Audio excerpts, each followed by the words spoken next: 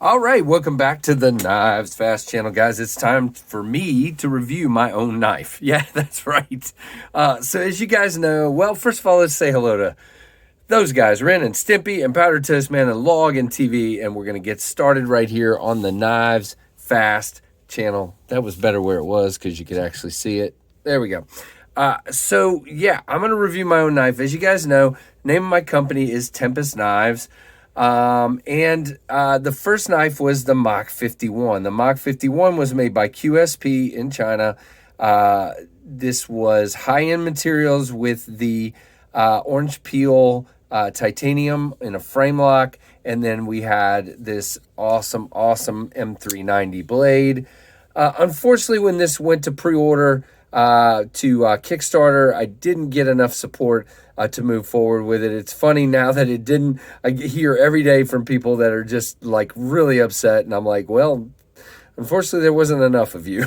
But so I moved forward, guys, and I am coming out with another knife, and I have 3 prototypes. One of those is with Kevin Lefty EDC. The other 2 are still with me, and I'm recording this just before Blade Show Atlanta 2022, and I'm taking these 2, and Kevin's bringing his with him to Blade Show. These are both G10, and this knife will be a budget model. Again, we have the black micarta, which is with Lefty EDC, and then we have this blue G10, which again shows up a little gray on camera, but trust me, guys, it is blue. It is a light blue, but it is very blue. And then we have black G10. Now, you do see a little scratch there. I dropped it yesterday in the gravel like a big goober, so apologize for that. That's my fault. We do have a loop over deep carry clip on it, a wire clip, which is my favorite. Now, my hope, again, I haven't firmly set the price yet, but it looks like I'm going to be able to put the G10 versions around 75 to 80 bucks, and the micarta version around 85 to 90 bucks. And again, I'm just kind of giving a range right now, guys. Again, don't lock me in on that. I don't know for sure. They'll come in a box similar to this. They are made by Kubi, but it will not say Kubi. It will have a Tempest Knives logo on it. Going to be a fairly simple box, and you'll have a sticker in there. Now, again, these are budget, and I'm treating it in that way. Now, there are some things on here that aren't typical of a budget knife. So you have a really good contoured scale here. I love a contoured scale, and I love the thinness. It is 0.49 as far as the thickness of the handle. So that gives you, and by the way, you have matching back spacers on all 3. And it gives you a really, really cool, grip in the handle. And we'll talk about that more in a minute. Then you have this really cool back pivot. Now, the one from QSP was a little different, and it was done in a more, like I said, premium version, done for that. Now, both are titanium. All of the hardware on this guy, on the Pinion, is titanium. So if you wanted to color it, you could. But again, you have really nice milling by Kubi, and it looks great. So that's kind of going to be one of my calling cards going forward for Tempest Knives. Love the hole in the blade. Very, very nice. Again, it's my design, so I hope I love it. Really cool. Now, one of the things here is all of the hardware was supposed to be T8. This screw and this screw, great, now I've probably scratched that one. This screw and this screw on both sides are T6. I've already told Kubi that needs to be addressed.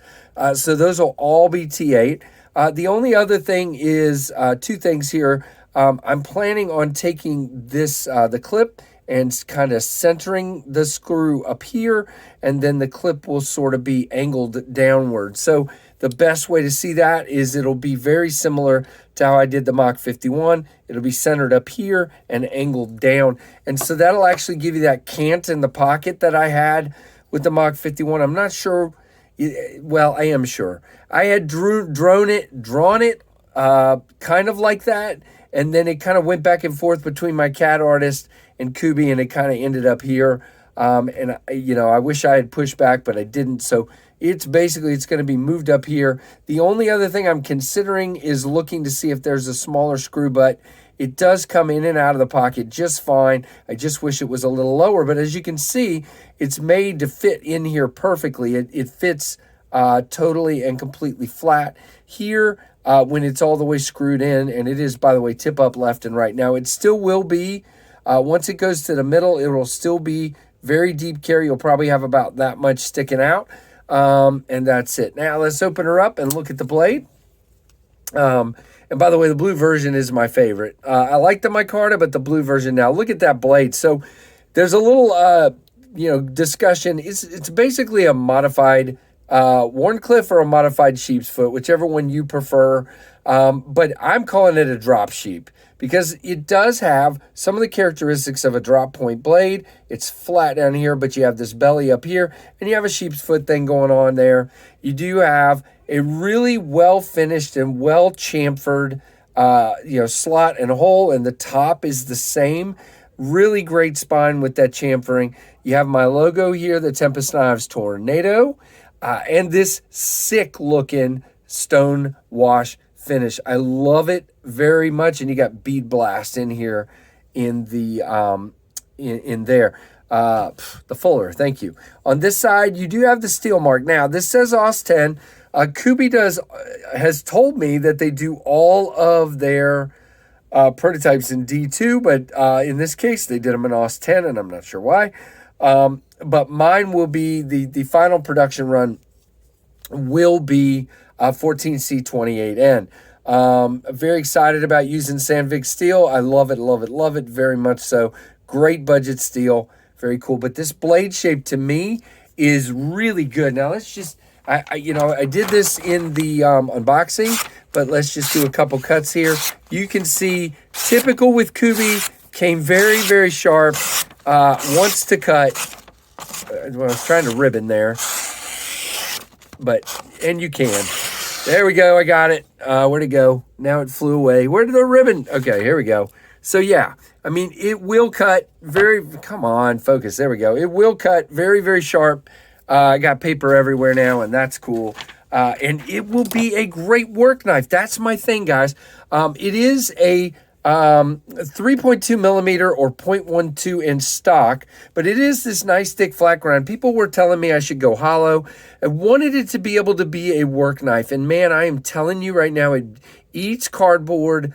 I'm trying to keep it fairly sharp for Blade Show, but I have been using this guy and the black one, and they cut very, very nicely. And got a nice finger choil here that acts as your sharpening choil, and the plunge is back plenty, so there'll be no problems with sharpening. All you sharpening people that get all uptight about that. No, I'm just kidding. So you can, as far as action, I can flick it anywhere within this fuller and hole. Right dead center of the hole is pretty much the money, the easiest spot, but I mean, I can come down here. I can go all the way up. I can do whatever I want. I can thumb flick it fairly easily as well. And as you can see, it is a dropper. It wants to come to your thumb, and then it wants to go home.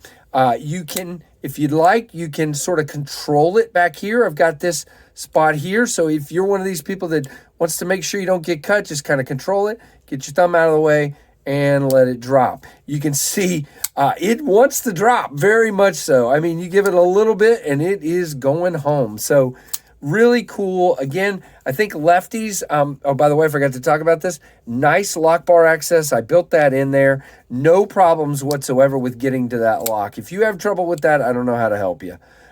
Very, very easy to get in there. And so lefties, you'll have actually a little more room to middle finger flick, which I cannot do as a left-hander, but you have this extra bit. Let's do this. You have this extra little bit here if you want to middle finger flick it back here. But most of you will probably want to be up here anyway, because that's the good spot. What else? Dead locked up. There is no blade play. There are bearings in there. They are smaller bearings, but they're very capable, no problem whatsoever. Chamfering and everything feels good in the hand. I don't have any problems with the clip. Full 4-finger grip here, but when you choke up, you got plenty of room. You're not going to be up on that blade. You kind of hug back here, but it feels great. Now I got this thumb ramp here. I can grab into. I can be up here. I can be like this. I mean, there are all kinds of ways to hold this knife, and I am digging it. Now, I haven't really played with the black one, but it's the same way. Matter of fact, let's do centering now. I have talked to Kubi. This one appears to be just slightly off to the show side. And I think this one is either dead. Yeah, this one's dead on to me. The one Kevin has is just slightly off. We're going to work on that before the production run and get that taken care of. I've already talked to them. But, full honesty, whether it's my knife or somebody else's knife, that's what you're getting. You do have skeletonization down inside there, which is really, really awesome for weight reduction. But you know what? It feels just good. Now, the detent, really good. Here you go. So, yeah, really, really good on that detent. Sticky on the detent. Feels really good. Feels good in the hand. Somebody asked me, could I use the pivot as a pinch grip? Absolutely. You get some traction there, and it feels great to grip this knife like this, like this, and just awesome. So let's tell you what. I'm going to get some of this paper out of the tray so that I can lay both knives out. And you know what? I was going to do a couple size comparisons, and I forgot to get them out of the case. So let's do that real quick. All right. So let's take the black one off for a second. This is the Ontario Rat 1. So you can see the Rat 1 is bigger in the handle and bigger in the blade, but not by much. And then we will put the Rat 2 out here, and it's obviously smaller by 1/2 to 3/4 of an inch, and same there. So there you go. There are your two comparisons. So it's somewhere in between the Rat 1 and the Rat 2. And just for fun, we'll put the Mach 51 out there, and they are very, very close, as you can see there. I'm going to put these away before I stab myself.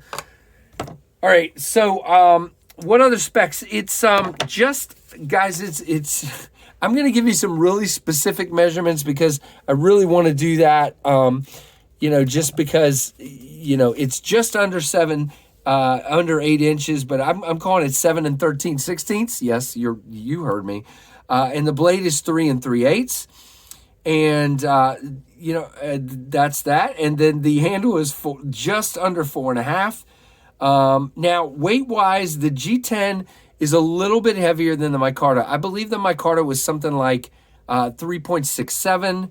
And let's see, the blue, the black is 3.81 ounces, and the blue is 3.77 ounces. But again, just over that ounce an inch, and it feels perfect in the hand. So that's pretty much it, guys. These, again, here's my goal. My goal is to take them to Blade Show and get everybody's kind of take on these. Is there something I'm missing? How are they? And then I'm going to work as soon as I get back from Blade Show to get the website up and running, to get everything going.